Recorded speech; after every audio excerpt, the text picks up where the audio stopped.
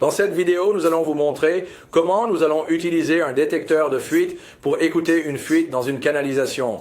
Nous avons une piscine très ancienne. C'est une piscine désuète. Nous avons ces anciennes vannes encastrées. Donc, si un client veut activer le spa, il doit soulever le couvercle sur le pont. Chaque technicien de piscine que j'ai vu les connaît une ou deux fois. Là où je veux en venir, c'est que c'est difficile de boucher ces choses-là et c'est difficile d'y accéder. Nous avons pu enlever les tiges des vannes, mettre des bouchons dedans, mais nous avons pu mettre le tout sous pression sans couper aucun tuyau. Regardez comment nous avons fait et comment nous avons utilisé le pull scope pour écouter une fuite de tuyaux. Nous l'avons trouvé dans un spa à Venturi. Regardez. Donc nous avons tout fait traditionnellement sur cette piscine. Nous avons utilisé nos appareils d'inspection de piscine, nous avons utilisé nos microphones pour tuyaux, mais nous ne semblions pas entendre la fuite. Ce que nous avons fait encore une fois, c'est de boucher ces vannes encastrées, et nous allons injecter à partir d'un des retours. Nous avons donc tous les autres retours fermés et les jets du spa fermés. Et maintenant, ce que nous faisons, c'est d'écouter à travers la coque de la piscine pendant que la plomberie est sous pression. Nous avons quelqu'un qui va faire fonctionner l'équipement pendant que nous faisons cela. Donc à nouveau, il maintient une pression constante même si elle diminue. Nous dilatons.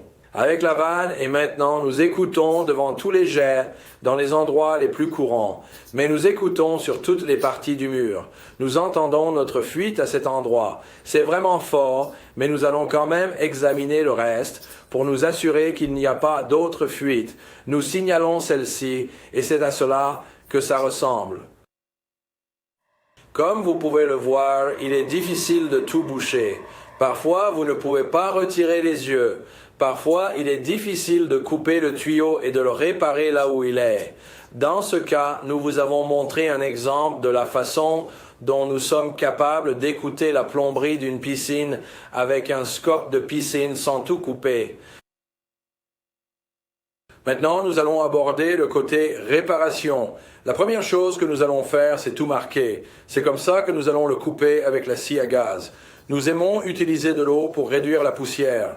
Nous allons couper le 2 par 2, environ 2 par 2. Maintenant, nous allons prendre le marteau-piqueur, nous allons tout casser. Rappelez-vous, nous faisons une première coupe pour voir si nous pouvons accéder et où la réparation va avoir lieu. Nous le mettons sous pression pour vous montrer ici comment ça fuit, ça bouillonne. C'était avec de l'eau et de l'air. Vous pouvez voir ici où cette eau propre passe à travers le mur.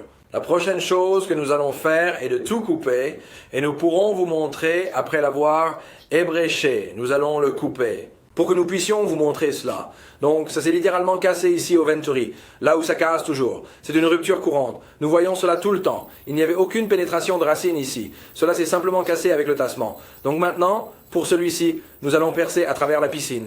Nous ne devons pas toujours faire cela, mais c'était tellement profond que nous devons percer à travers le mur de la piscine. Et c'est ainsi que nous avons bouclé la plante. Nous l'avons fait proprement et soigneusement. Nous avons bouclé le côté air et le côté eau. Nous allons donc remblayer et bien tasser. La prochaine chose que nous allons faire est, à cause du tassement important, d'insérer les goujons en acier dans cette terrasse. Nous allons couler notre béton, simplement le mélanger, le couler et nous serons prêts.